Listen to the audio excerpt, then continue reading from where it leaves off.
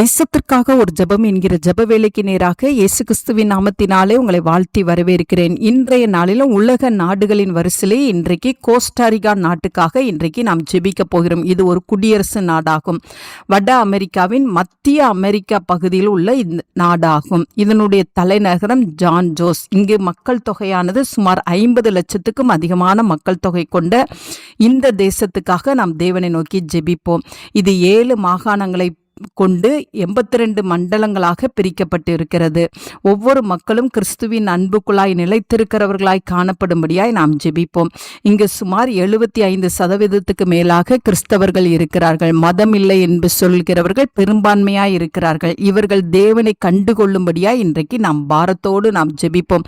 ஒவ்வொரு கிறிஸ்தவர்களும் சத்தியத்திலே நடக்கப்படவும் தேவனால் போதிக்கப்படவும் ரட்சிப்பின் தேவனுக்குள் மகிழ்ந்து இருக்கிறவர்களாய் காணப்படும்படியாய் நாம் ஜெபிப்போம். நாம் யாவரும் கண்களை மூடி தேவனை நோக்கி பார்ப்போம். எங்களை நேசிக்கிறதான நல்ல தகப்பனே, இந்த நாளுக்காக ஸ்தோத்திரம் ஆண்டவரே. அப்பா கர்த்தாவே, இந்த வேளையிலும் ஆண்டவரே நாங்கள் தேவ சமூகத்தை நோக்கி நாங்கள் பார்க்கிறோம் ஆண்டவரே. அப்பா உமக்கு ஸ்தோத்திரம். கோஸ்டாரிக்கா தேசத்துக்காக தேவ சமூகத்தில் வருகிறோம் ஆண்டவரே.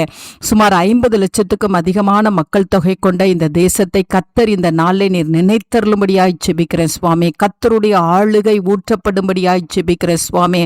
ஆண்டவரே, ஒவ்வொருவரும் ஆண்டவரே உமக்குள்ளே நிலைத்து நிற்கத்தக்கதாகவும் சத்தியத்திலே நடக்கிறவர்களாய் காணப்படவும் ஆண்டவர் கிறிஸ்துவின் அன்பினால் நிரப்பப்பட்டவர்களாய் இங்குள்ள கிறிஸ்தவர்கள் காணப்பட கர்த்தர் உதவி செய்யுங்க. சாட்சி நிறைந்த வாழ்க்கை வாழுகிற கிருபையை கர்த்தர் அருளி செய்யும்படியாய் ஜெபிக்கிற சுவாமி.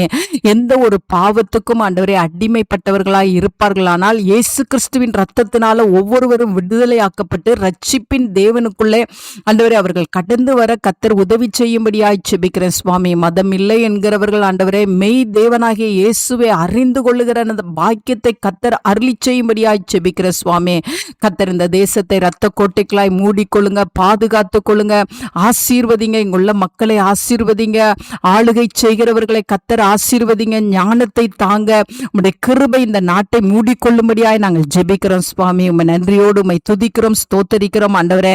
ஆண்டவரே, கர்த்தருடைய பிரசனம் இந்த நாட்டை மூடிக்கொள்ளட்டும் ஆண்டவரே. 2ஆம் வருகைக்கு இந்த நாடு ஆயத்தமுள்ள நாடாய் காணப்படட்டும். சிறியவர்கள், பெரியவர்கள், வாலிபர்கள், முதியவர்கள் ஒவ்வொருவரும் ரட்சிப்பின் அன்புக்குள்ள வரவும் கிறிஸ்துவின் அன்புக்குள்ள நிலைத்து நிற்கவும் ஆண்டவரே கர்த்தர் உதவி செய்யும்படியாய் ஜெபிக்கிறேன். அந்த நல்ல கிருபையை கர்த்தர் இந்த நாட்டின் மீது நீங்க வைக்கிறபடினால் நன்றி. இயேசுவின் மூலம் ஜெபிக்கிறோம் நல்ல பிதாவே.